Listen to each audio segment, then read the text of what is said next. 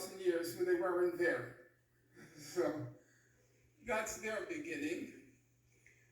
I think for the purposes of this evening, not at all trying to be propagandistic or tilting the scales in my favor, I think it's reasonable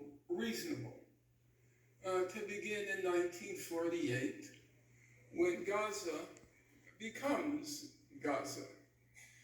In the course of what's called the First Arab-Israeli War, when Israel comes into existence, in the course of that war, roughly 750,000 Palestinians were expelled from the area that came to be called Israel.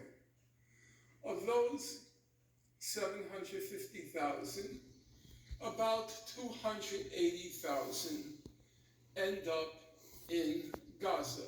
They're expelled to Gaza. And that should be your first point of reference.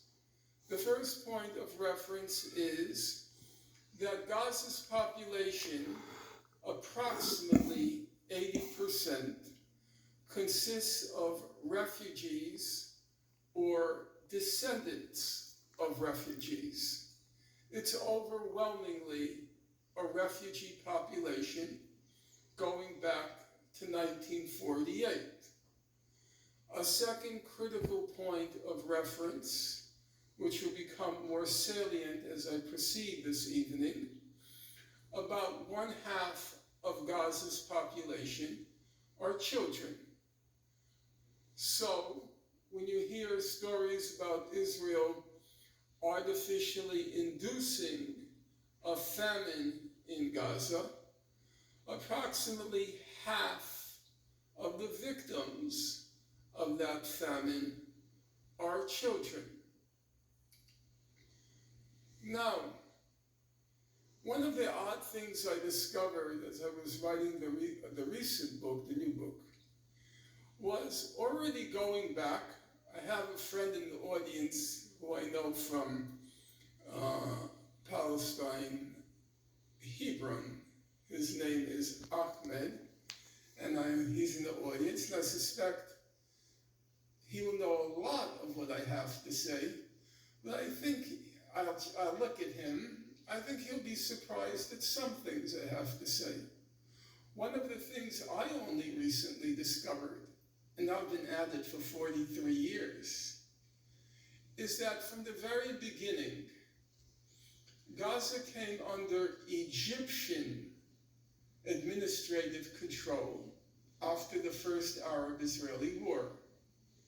Already from the very beginning, when observers traveled to Gaza, you take the case of a well-known UN administrator in Gaza. His name was E.L.M. Burns. And E.L.M. Burns writes a book about his stay in Gaza because right after the First Arab-Israeli War, there were facilities set up by the UN to treat the refugees. The United Nations Relief and Works Agency, UNRWA. And he headed up UNRWA.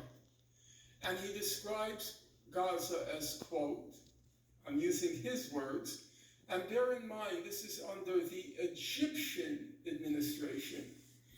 He describes Gaza as, quote, a vast concentration camp. In 1967, Gaza comes under Israeli control in the course of the 1967 war.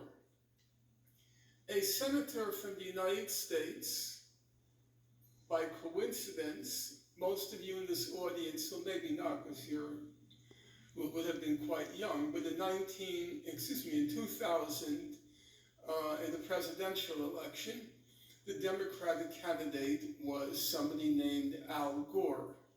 How many people know that name? Because you probably, I'm actually surprised because most of you would not have been born then. And since your sense of history usually goes back approximately a week, there was the Civil War, there was the fall of the Roman Empire, there were dinosaurs.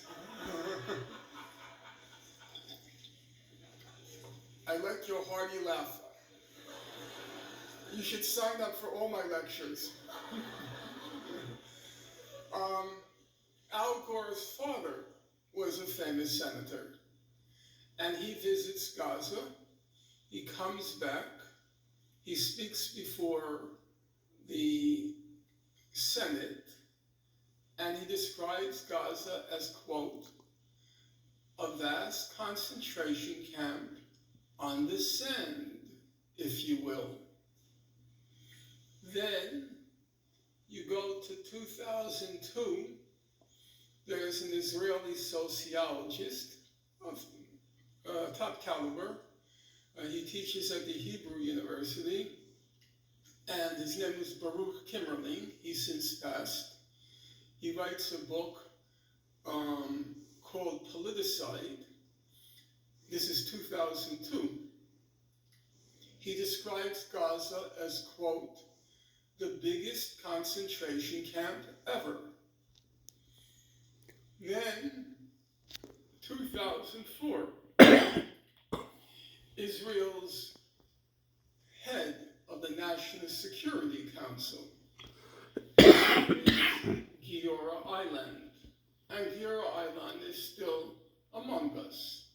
He is what you might call one of the unofficial, when I'm trying to be amusing, I'll cue you. Right now I'm being liberal. One of the unofficial masterminds of the current genocide in Gaza, Giora Eiland. But he's also very sober and lucid in his judgments. And in 2004, he's having a conversation with some Americans. How does he describe Gaza? He describes Gaza as, quote, a huge concentration camp. Now that's the former head of the National Security Council. Now bear in mind that all of these descriptives, huge concentration camp, vast concentration camp, biggest concentration camp ever, that's all before Israel imposes its brutal blockade on Gaza. The blockade is imposed at a telling moment. During the administration of George W. Bush, how many of you remember that person? My God, we must be in the Mensa meeting at University of Maryland.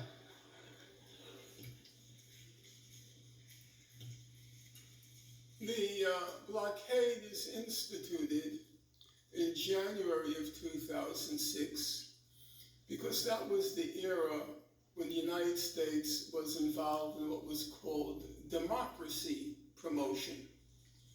And one of its test cases was that George Bush, to the extent that he was cognizant of what he was saying, George Bush, which would, by the way, put him way ahead of Biden and our current president, to the extent that George Bush was cognizant of what he was saying, he called for the Palestinians to hold elections.